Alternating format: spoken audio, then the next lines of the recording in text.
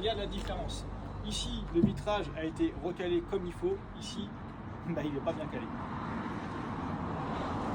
Pas besoin de mots, il suffit de regarder la différence. Bon allez, je te fais voir de plus près. T'as vu le délire? Allez, un petit avant-après. Bon, aujourd'hui, on va remettre une barre de pivotement ici, mais le problème principal, comme tu peux le constater, c'est en partie haute. Ah, regarde, tu vois, tu as un affaissement. On va mieux s'en rendre compte côté intérieur. Regarde, tu vois. Et ça, c'est dû, hop, parce que le vitrage n'a pas bien été calé. Donc nous, on va renforcer avec une barre de pivotement. Et après, on va recaler le vitrage pour que ce soit bien remis en perpendicularité. Alors voilà, une fois les deux vantaux fermés, je vais quand même...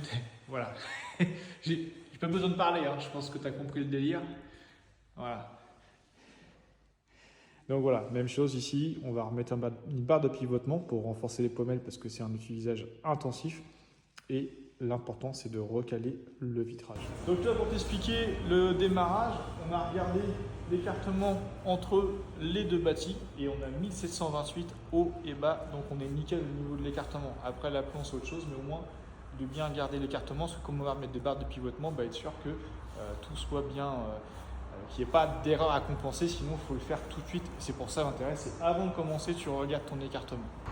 Alors après, chacun fait comme il veut. Moi, pour regarder mon écartement et conforter, pour être sûr que je ne fais pas de blague, je me sers de cale. Tu vois, là, j'ai une cale de 7, j'ai une petite tolérance. Et ça va être justement mon démarrage pour être sûr d'être bien parallèle sur mon alignement de chaque côté. Voilà, donc là, on a commencé à pré-percer nos trous, notre barre de pivotement. Et regarde, encore une fois, les fameux inserts. Ils vont venir à fleur et ça c'est top parce qu'on n'aura pas de surépaisseur. Donc tu vois, comme je te le disais, très peu de surépaisseur. Voilà, une fois que tu mets tes vis, alors regarde, tu vois, tu as quasiment, tu as à peine 1 mm, tu as 1 mm de surépaisseur. Ça c'est top. Parce qu'avec les autres inserts, tu te retrouves avec une collerette d'1 mm et tu as un gros décalage. Voilà, donc là, on a tout calé. C'est pas fixé. Là, tu vois, pour conforter la prise, un petit sergement comme ça, on est nickel. On a calé en bas, mais ça sert pas à grand chose, hormis la partie basse qui est intéressante et surtout importante, celle-ci. Là, cale de 7, pour que mon alignement soit nickel. Cale de 10 pour le bas, parce que c'est ce qu'on a besoin. J'en ai remis une pour la forme, mais tu verras, ça sert à rien, parce qu'après, tout va tomber. Donc là, tu vois, 7. On a encore un écartement mais qui est moindre parce que j'ai calé. Je fixe, j'enlève la cale et tu vas voir qu'ici ça va redescendre. Tout l'intérêt de vraiment caler ton vitrage. Tu vas voir, je vais te montrer une fois que ça sera fixé, on aura fixé la porte, on va enlever la cale et tu vas voir ce qui va se passer. Donc là la barre de pivotement est en place. On retombe comme tu peux le constater dans l'alignement. Hop. Comme je te disais, 7 mm et là tu vois, eh bien on est partout à 7. Et donc, tu vois, en haut,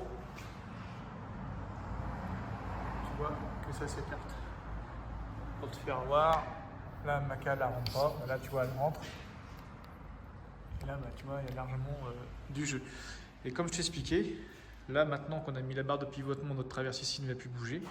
Et c'est grâce au calage du vitrage que toute cette partie-là, la traverse, va pouvoir remonter.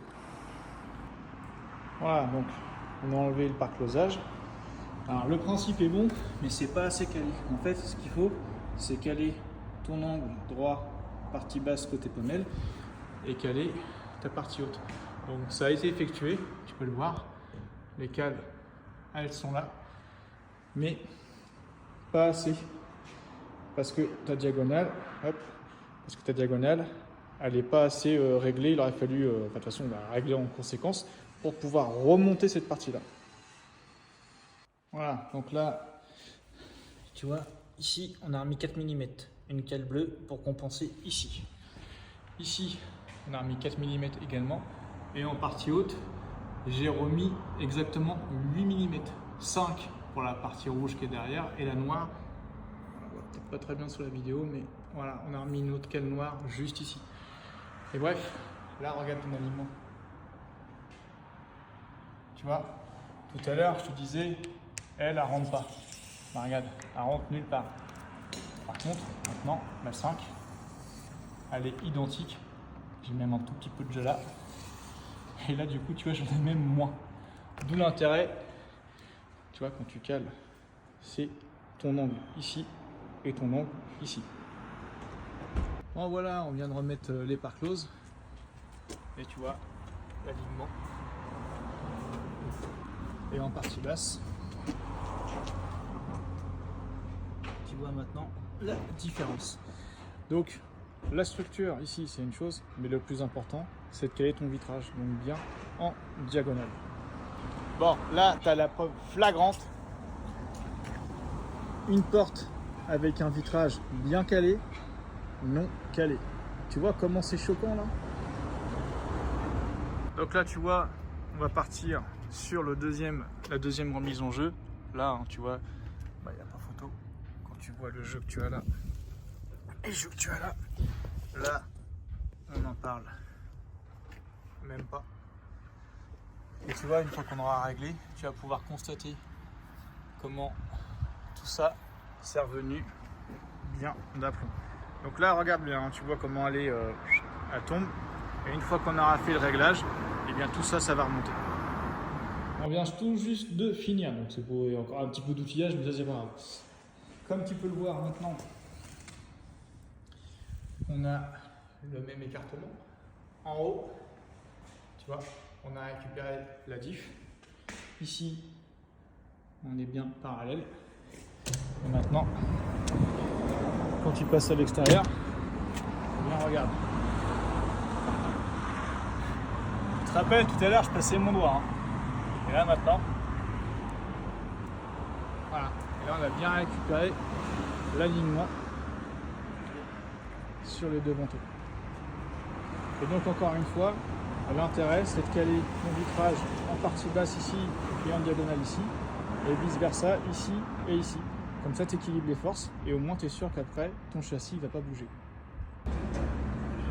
Dernier petit point, tu vois, ils ont collé la barre de seuil au sol. Le problème c'est qu'en fait ça te fait légèrement une cuvette. Donc là on va redéligner, rehausser et recaler. Donc là tu vois maintenant on a recalé, on a fait un petit coup de mortier de propreté. Et regarde à l'extérieur, silicone, hein, c'est bien gentil, on me demande pourquoi je fais pas un silicone, mais regarde le silicone, bon, ça reste propre mais quand ça vieillit. Alors que là, un petit mortier de propreté, là, tu vois ça va faire comme les briques, dans le temps ça bougera pas. Et là maintenant tu vois ça ferme tout seul. Et on vient bien dans les gâches. Pas eu besoin d'y toucher.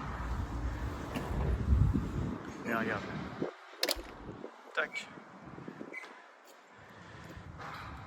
Donc, côté extérieur, tu revois le petit mortier. Voilà. Et la vue d'ensemble. Et là, tu vois qu'on a vraiment réaligné l'ensemble des deux portes. Oups, j'avais prévu. Donc j'espère que cette vidéo aura été instructive. Moi personnellement, tu vois, je tiens à remercier un de mes collègues qui était avant dans la menuiserie aluminium, qui m'a fait voir comment recaler un vitrage parce que je ne savais pas. Donc ça fait même pas un an que je connais et bah moi je suis dans le partage parce que tu vois, j'entends déjà dire hey, raconte pas toutes nos astuces comme ça tout le monde peut faire. Le partage ça intéresse, je trouve que c'est hyper important. Regarde combien dans beaucoup de métiers on a perdu un savoir-faire de dingue et ça tu vois, c'est un ancien qui lui a appris. Et moi, il me l'a appris, je préfère le transmettre parce que clairement, je vois tellement de menuiseries. Maintenant, je le sais, je vois tellement de menuiseries qui sont mal calées. Alors, j'espère que cette vidéo, justement, pourra vous servir. Peut-être parce que c'était une méconnaissance. Donc, justement, tu vois, le partage, c'est important. Bah, maintenant, j'espère que ça te sera utile. Allez, je te dis à plus tard et ciao!